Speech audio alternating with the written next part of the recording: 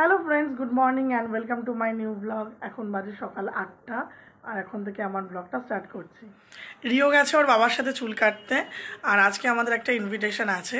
তাছাড়াও আজকে আমরা একটা কাজে যাব। ওই যেদিন ও পায়ে ব্যথা পেয়েছিল সেদিন তো যাওয়া হলো না, কারণ ওকে রেখে আর যেতে ইচ্ছা করলো না। তো আজকে যেতেই হবে ওখানে। তো আমরা আজকে নিউ মার্কেট যাব, ওখানে কাজটা সেরে তারপর একটু নিউ মার্কেট ঘুরে চলে আসব, কারণ এসে আবার ওই ইনভিটেশনে যেতে হবে। তো চলো পুরো ব্লগটাই তোমাদের সাথে শেয়ার করব, তোমরা দেখতে থাকো, আশা করি তোমাদের ভালো লাগবে। রিওকে আজকে স্কুলে পাঠাইনি, কারণ দেরি হয়ে যেত আমাদের। ও যদি স্কুল থেকে এসে চুল কাটতে যেত, তো তাই জন্য বললাম আজকে যেতে হবে না। তো চলো আমি স্নান টান করে নিই, রেডি হয়ে তারপর কথা বলছি। আমরা রেডি হয়ে বেরিয়ে গেছি, দেরি হয়ে যাচ্ছিল বলে তখন আর ভিডিও করতে পারিনি। আমাদের কাজটা সেরে তাড়াতাড়ি আসার চেষ্টা করব, কারণ বিকেলে আবার একটা ইনভিটেশন আছে। তাছাড়া রিওর তো আবার মুখ ভার হয়ে যায় দেরি হয়ে গেলে। সব সময় তো বাইকেই যাই, তাই আজকে ভাবলাম মেট্রো করেই যাব, কিন্তু এখানেও যা ভিড়, ঠিক টাইমে যেতে পারবো কিনা বুঝতে পারছি না।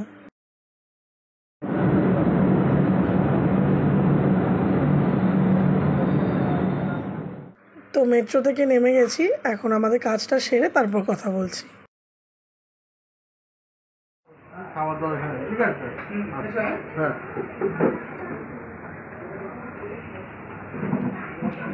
যাক বাবা, কাজটা ঠিক টাইম মতো কমপ্লিট হয়ে গেছে। এখন ভাবছি কোথায় যাব। প্রায় 3টে বাজতে যায়, খুব খিদেও পাচ্ছে, আর এত রোদে হাঁটতেও পাচ্ছি না।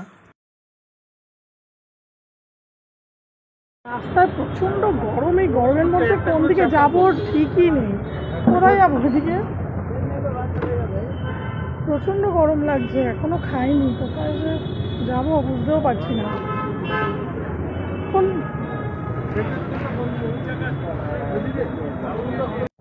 আমার বর বলছে এখন অরুণদার হোটেলে যেতে। এদিকে এসছি যখন একবার যাওয়া যাক। আমার বর বলছিল এখানে ফুচকা নাকি খুব ভালো বানায়, টেস্ট না করলে হয় বলো, ফুচকা বলে কথা।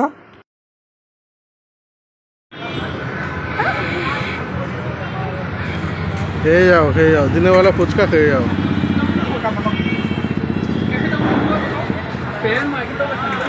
তারপর ডেকার্স লেনে গেলাম চিত্তবাবুর দোকানে। ভিড়টা জাস্ট দেখো। এখানে আসলাম যখন ভাবলাম অরুণদার দোকানে ঘুরে যাই। ভিড়টা জাস্ট দেখো। সত্যি কথা, এতক্ষণ দাঁড়ানোর আমাদের সময় ছিল না। কোনো মতে আমার বর পোলাও আর ছানার কোপ্তা টেস্ট করার জন্য নিয়েছিল, আর সত্যি খাবারটা খুব ভালো ছিল। আর এখানে এত ভিড়, দাঁড়িয়ে খাবার খুব সমস্যা হচ্ছিল।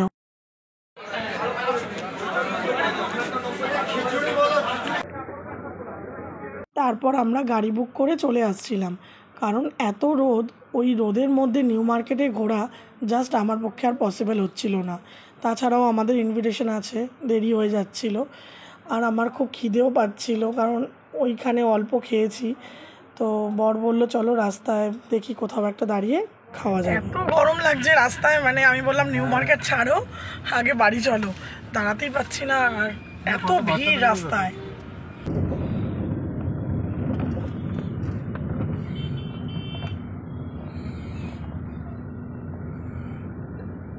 এটা কোন ক্লাব? হিন্দুস্তান পার্ক। ভালো করছে না?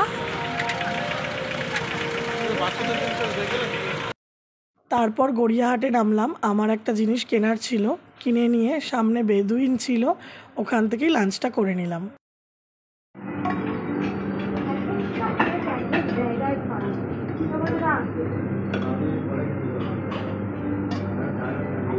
তো আমরা এখন বাড়ি যাচ্ছি।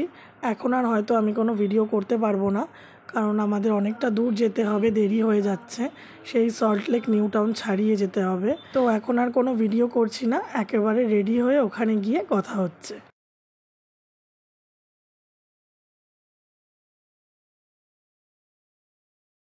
তো এই দেখো আমরা রেডি হয়ে বেরিয়ে পড়েছি। রেডি হয়ে আর ভিডিও করতে পারিনি, দেরি হয়ে যাচ্ছিল। কি করা যাবে বলো, একই দিনে দুটো কাজ পড়ে গেছিল। এটা আমাদেরই এক পরিচিত দিদির মেয়ের বার্থডে। আগের বছরও বলেছিল, কিন্তু যেতে পারিনি, এতটা দূর যাওয়া সম্ভব হয়ে ওঠে না। কিন্তু এই বছর আমি দিদিকে কথা দিয়েছিলাম যাবই। তাছাড়াও ওখানে আরেকজনের সাথেও দেখা হবে। রাস্তার লাইটিংগুলো দেখো কি সুন্দর লাগছে, আমাদের যেতে প্রায় 1 ঘন্টার ওপর লাগবে। তাহলে চলো একেবারে গিয়েই কথা হচ্ছে।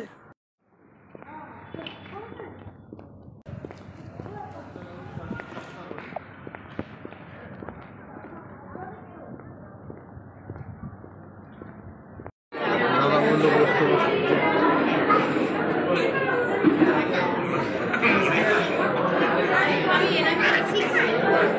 সাদা ফাটা নিচে